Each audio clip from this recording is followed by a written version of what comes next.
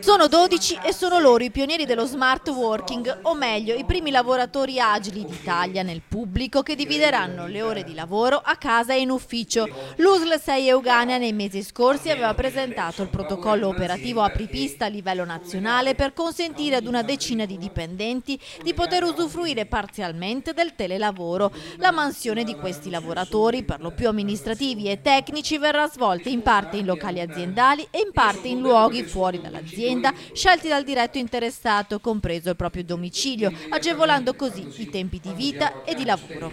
Gli strumenti tecnologici utili a lavorare smart sono forniti dall'USL stessa e consistono in un portatile sul quale saranno installati gli applicativi necessari e nella connessione alla rete internet. In sanità pubblica si tratta di una rivoluzione culturale, un'opportunità importante pensata soprattutto per le donne con figli piccoli o per chi magari deve assistere un familiare malato.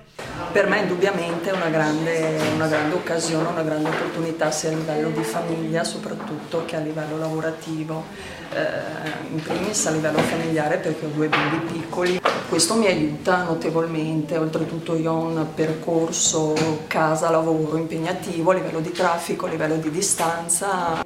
La prestazione lavorativa, resa con modalità agile, è integralmente considerata come servizio pari a quello reso presso le sedi abituali. Sanità fa rima con flessibilità e la flessibilità organizzativa propria dello smart working diviene anche uno strumento per ripensare l'organizzazione della nostra azienda e del lavoro subordinato in chiave di risultato.